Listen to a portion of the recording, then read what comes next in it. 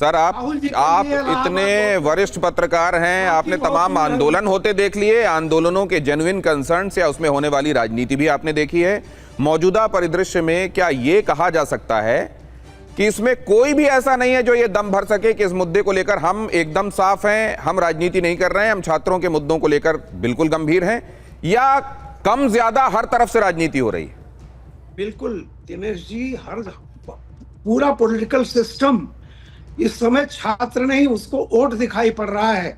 लेकिन मैं बहुत तारीफ करूंगा जब कभी भी कोई भी विजुअल जंतर मंतर का और रांची का पैरेलल दिखाया जाएगा तो इस देश की जनता समझ जाएगी रांची के छात्रों ने बहुत जेन्युइन मांग की थी।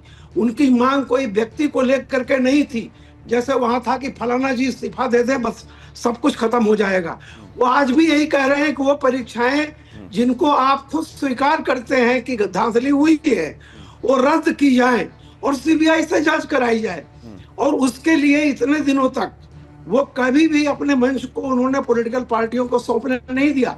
सहयोग में कोई भी निकल आए, लेकिन मैं कहता हूं कि उनकी मांग जेन्युइन है और सब लोग जानते हैं जिस तरह से भर्तियां हुई हैं, माफ कीजिएगा उत्तर प्रदेश में भी होती थी, आज मैं नहीं ये कह रहा हूं कि आज नहीं होगा। लेकिन सर आप अलग अलग राज्यों ने, रामकृपाल जी, और मैं चाहूंगा वो ग्राफिक्स जरा तैयार कीजिए, अलग अलग राज्यों ने जेनजी के मुद्दों को समझते हुए अलग अलग राज्यों ने पहल कदमी भी शुरू कर दी है। जेनजी को साधने के लिए, जेनजी के मुद्दों समझने के लिए, परीक्षाओं में कहां कहां क्या दिक्कत होती है उसको कैसे सुधारा जा सकता है। केंद्र ने तो इसके लिए एक हाई पावर्ड कमेटी बनाई ही है, लेकिन अलग अलग राज्यों में भी इसकी जरूरत महसूस हो रही है और वो करने के लिए अब राज्य कदम बढ़ा रहे हैं। क्या इसका स्वागत होना चाहिए? क्या ये मौजूदा परिदृश्य में जो आवाजें उठाई गई, ठीक है कुछ भी परफेक्ट नहीं होता, लेकिन उससे कुछ यील्ड हुआ है क्या जिसको पॉजिटिव मानना चाहिए? जरा देखिए जेनजी को साधने के लिए तैयारियां क्या क्या हैं।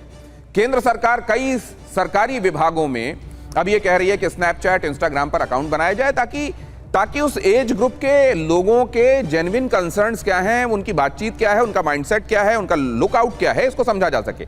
जेनजी से जुड़ने के लिए विशेष रीच आउट प्रोग्राम शुरू किए जा रहे हैं। बिहार में सभी स्कूलों और कॉलेजेस में मंत्री, सांसद, विधायक, डीएम जेनजी से अब संवाद किया करेंगे और 30 दिनों के भीतर भीतर डिजिटल समाधान भी दिया जाएगा।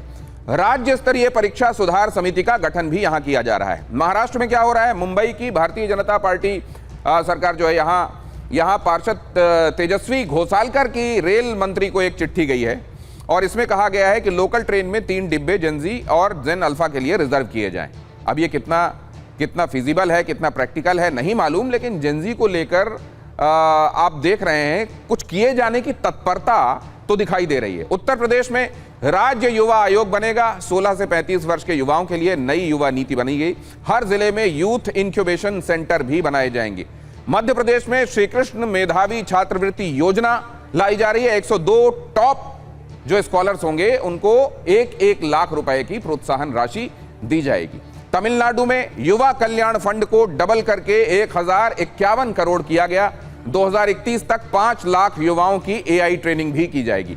तो क्या ये जो हुआ इसमें बहुत सारी चीजें ऐसी हैं जिनकी प्रशंसा हो सकती है, बहुत सारी चीजें ऐसी जिनको तटस्थ होकर देखा जा सकता है, बहुत सारी चीजों की आलोचनाएं भी, लेकिन क्या इसको लेकर क्लियर कट ऐसा नहीं कहा जाना चाहिए कि इसमें राजनीति ही हो रही है या इसमें मोहरा ही बनाया जा रहा है? इसको कैसे देखा जाए समग्रता में? क्या कौन से पॉइंट आपने शिवम नोट किए? बीच में आप कुछ कहने के लिए तत्पर थे। 4-5 चीजें सबसे पहले कही गई। एक चीज मैं कहना चाहता हूं कि इन्होंने कहा कि इनको तो ये भी नहीं पता कि किस डिपार्टमेंट के तहत ये सारी चीजें आती है। मैं सिर्फ एक चीज कहना चाहता हूं कि पर्सनल एडमिनिस्ट्रेटिव रिफॉर्म्स एंड राजभाषा अच्छे तरीके से मैं जानता हूं कि वो राधा कृष्णा किशोर के अंतर्गत आती है, लेकिन भाई हेमंत सोरेन जी के पास जो होम जेल डिजास्टर मैनेजमेंट आता है और ये जो लठ आपको दिखाई नहीं दे रहे, इनका क्या करोगे? ये अब ऐसा कैसे हो सकता है कि नहीं वो जो लाठियां जंतर मंतर पर पड़ी थी ना, वैसी नहीं हुई है झारखंड में। आप देख नहीं पा रहे हैं सुनील साजन जी, लोगों को घेरकर, महिलाओं को घेरकर, बच्चों को घेरकर पीटा जा रहा है। और जो यहां पर सिर्फ बैरिकेटिंग थी, झारखंड में वो बैरिकेटिंग के ऊपर कटीली तारे हैं। आंखें बंद हैं आपकी, आप देख नहीं पा रहे क्योंकि आपको सिर्फ अपना पार्टी हित देखना है। जेनजी या फिर एजुकेशन के मुद्दे से कोई मतलब ही नहीं है।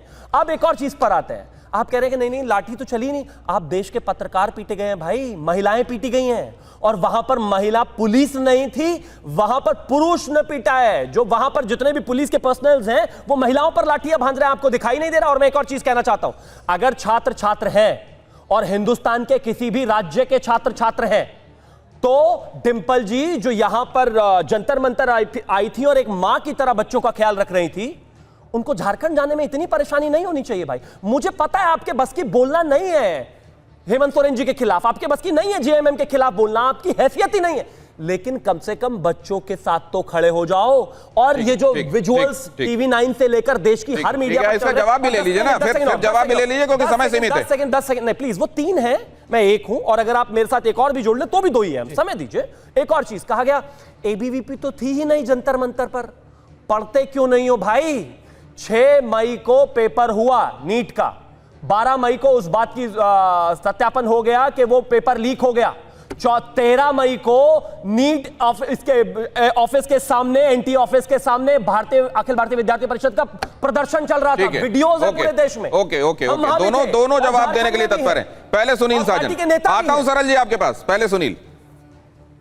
जी जी जी, देखिए दिनेश जी, अब बीजेपी के प्रवक्ता को मैं क्या ही समझाऊं, मैंने दोनों जगह की बात की है। कटीले तार की बैरिकेटिंग की बात हमने की है, बाद में आप बात कर रहे हैं, लेकिन देश के अहंकारी प्रधानमंत्री और अहंकारी गृह मंत्री की तुलना और किसी से मत करिए। हो ही नहीं लोगों सकती। ने देश को बर्बाद तो किया, ये स्वीकार कर लीजिए। आप नहीं स्वीकार कर रहे हैं तो देश के नौजवानों ने स्वीकार कर लिया है।